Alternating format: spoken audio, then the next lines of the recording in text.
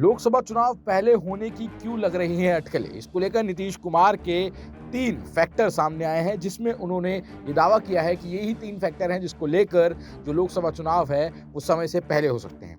नमस्कार, आप देख रहे हैं नेक्स्ट 9 न्यूज़, मैं तुषार आपके साथ। आपको बता दें कि नीतीश कुमार ने समय से पहले चुनाव कराने को लेकर सियासी विमर्श छेड़ दिया है। बीजेपी पहले भी वन नेशन वन इलेक्शन की मांग करती रही है। सवाल है कि क्या इस बार समय से पहले लोकसभा के चुनाव कराए जा सकते हैं? नीतीश का ये बयान उस वक्त सामने आया है जब वह बीजेपी सरकार के खिलाफ विपक्षी एकता बनाने में जुटे हैं।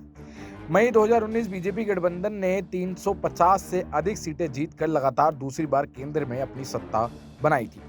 देश में 1971 और 1984 में समय से पहले लोकसभा के चुनाव हुए थे। दोनों चुनावों में सत्ताधारी दल को बम्पर जीत मिली थी। ऐसे में दिल्ली से पटना तक के सियासी गलियारों में एक ही सवाल पूछा जा रहा है कि क्या 2024 का लोकसभा चुनाव समय से पहले हो सकता है? पहले 2 राजनीतिक बयान आपको बताते हैं। बीजेपी कर्नाटक में हार के चलते लोकसभा चुनाव की घोषणा पहले कर सकती है। देश भर में बीजेपी का प्रभाव कम हो रहा है, ऐसा कहना है तमिलनाडु के मुख्यमंत्री एम.के. स्टालिन का। दूसरा, समय से पूर्व चुनाव कराने की कोई योजना नहीं है। वैसे ये देखकर बहुत अच्छा लगा कि नीतीश कुमार भविष्यवक्ता बन गए हैं। केंद्रीय मंत्री गिरिराज सिंह का ये दूसरा बयान है। आपको बता दें कि वक्त से पहले चुनाव कराने को लेकर जो अटकलें लग रही हैं, उसमें नीतीश कुमार ने 3 फैक्टर सामने रखे हैं।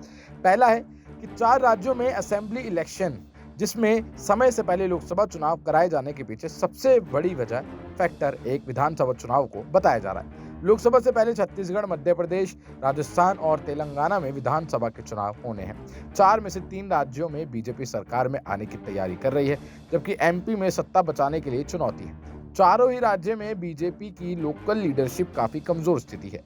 हाल ही में राष्ट्रीय स्वयंसेवक संघ की मुखपत्र ऑर्गेनाइजर ने लोकल लीडरशिप को लेकर हिदायत भी दी थी। बात मध्य प्रदेश की करें तो यहां 2018 में बीजेपी हार गई थी, लेकिन कांग्रेस से ज्योतिरादित्य सिंधिया की बगावत के बाद फिर सरकार में आ गई। 230 सदस्यों वाली मध्य प्रदेश विधानसभा में बीजेपी के पास 130 विधायक है, लेकिन पार्टी के लिए इस बार सत्ता वापसी आसान नहीं है।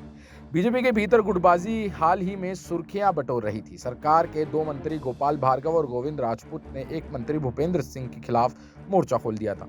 कांग्रेस नेता दिग्विजय सिंह के मुताबिक बीजेपी में अभी 3 गुट सक्रिय हैं, एक शिवराज गुट, दूसरा महाराज सिंधिया गुट और तीसरा नाराज गुट।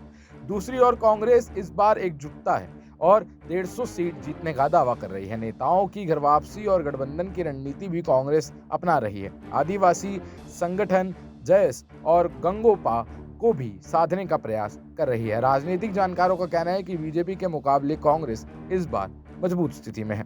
आपको बता दें कि दूसरा जो कारण है वो है वन नेशन वन इलेक्शन की तर्ज पर 1 साल में 1 चुनाव। सियासी गलियारों में समय समय से पहले चुनाव कराए जाने के पीछे इसे भी वजह माना जाता है। बीजेपी और खुद प्रधानमंत्री Narendra Modi one nation one election की पैरवी कर चुके हैं। 2023 के अंतिम में और 2024 में कुल 9 राज्यों में विधानसभा के चुनाव होने हैं। ऐसे में चर्चा है कि वन नेशन वन इलेक्शन की तर्ज पर 1 साल में 1 चुनाव कराया जा सकता है, जिससे सभी राज्यों के चुनाव एक साथ निपट सके। तीसरा फैक्टर है विपक्षी एकता, अभी मजबूत स्थिति में नहीं है।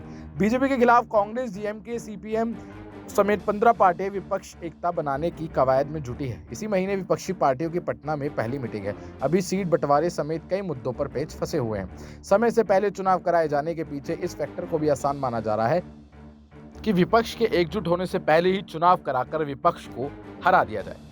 अब सवाल यहाँ ये उठता है कि क्या सच में समय से पहले चुनाव कराए जा सकते हैं? तो हाँ, देश में 3 बार समय से पहले चुनाव कराए गए हैं। पहली बार 1971 में, दूसरी बार 1984 में और तीसरी बार 2004 में। समय से पहले चुनाव कराने के लिए लोकसभा या विधानसभा को भंग करना होता है। लोकसभा भंग का प्रावधान संविधान के अनुच्छेद 85(2)(b) में है। राष्ट्रपति के पास लोकसभा भंग करने का अधिकार है। इसी तरह से आर्टिकल 174(2)(b) में गवर्नर के पास विधानसभा भंग करने का अधिकार है। दोनों जगहों पर सरकार को भंग करने की सिफारिश राष्ट्रपति राज्यपाल के पास भेजनी होती है। सदन भंग की सूचना चुनाव आयोग को दी जाती है। इसके बाद आयोग चुनाव का नोटिफिकेशन जारी करता है। अब आप इस बारे में क्या सोचते हैं, हमें कमेंट सेक्शन में जरूर बताएं और देखते रहें नेक्स्ट 9 न्यूज़।